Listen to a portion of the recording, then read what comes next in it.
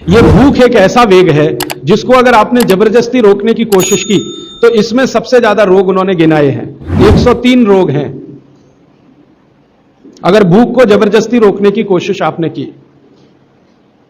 और वो कहते हैं पहला रोग शुरू होगा एसिडिटी से और आखिरी जाएगा अंतड़ियों का कैंसर, इंटेस्टाइनल कैंसर। इसलिए कहते हैं भूख को जबरदस्ती मत रोकिए। अब तुरंत आपके मन में सवाल आएगा, जी हम तो उपवास करते हैं तो उन्होंने कहा है एक सूत्र में कि उपवास शरीर के शुद्धि की क्रिया है। और वो आगे कहते हैं कि शरीर शुद्धि होती है तो मन और चित्त दोनों की भी शुद्धि होती है उसके साथ। तो उपवास एक क्रिया है जो शरीर शुद्धि, मन और चित्त तीनों की शुद्धि के लिए है, लेकिन उसके लिए नियम है।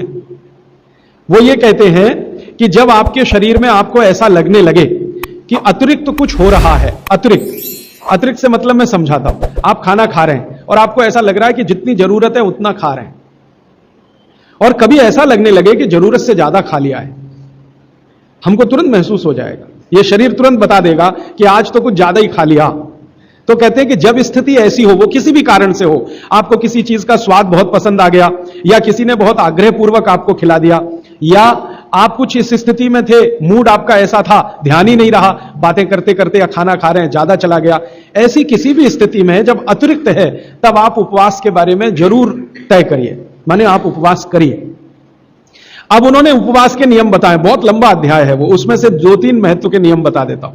पहला नियम यह है कि कभी भी उपवास अगर करना है तो सप्ताह में माने 7 दिन होते हैं, उसमें एक दिन का तो ठीक है, एक दिन का उपवास बहुत अच्छा है। 7 दिन अगर आपने लगातार सुबह दोपहर शाम 3 बार भोजन किया है तो कहते हैं एक दिन का उपवास बहुत अच्छा है, जरूर कर सकते हैं। लेकिन उस उपवास वाले दिन नियमित रूप से समय समय पर बीच बीच में पानी पीते रहिए। बिना पानी का उपवास अच्छा नहीं है, पानी पीते रहिए बीच बीच में। क्यों पीते रहे? वो कहते हैं कि आप भले उपवास करो, लेकिन शरीर के पेट में जो अम्ल बनने की क्रिया है वो तो रुकने वाली नहीं है, वो तो तभी रुकती है जब आप मर जाते हैं। ये तो सतत अम्ल को रिलीज करता ही रहता है, और पेट में जो अम्ल है वो ना हाइड्रोक्लोरिक एसिड है, खराब अम्लों में उसकी गिनती मानी जाती है। हाइड्रोक्लोरिक एसिड ही पेट में ज्यादा है, तो ये तो रिलीज होता ही रहेगा। अब ये रिलीज होता है खाने को पचाने में मदद करने के लिए, खाना आप खाएंगे नहीं, लेकिन इसका रिलीज होना रुकेगा नहीं, क्योंकि शरीर आपके कंट्रोल में नहीं है, वो प्रकृति और भगवान के कंट्रोल में है।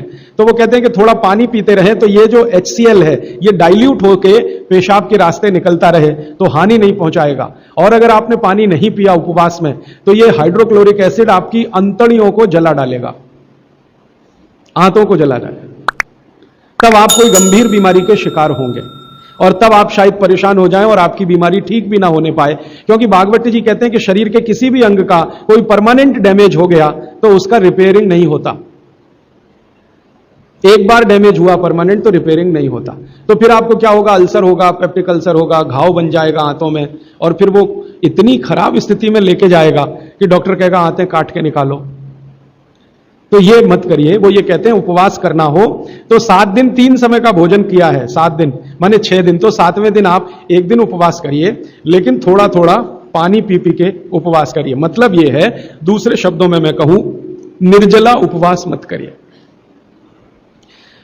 अब हमारे यहां कई जगह मैंने देखा, दुर्गा माता का समय आएगा तो हम सब बहुत बार 7 दिन निर्जला उपवास करते हैं, 7 दिन लगातार।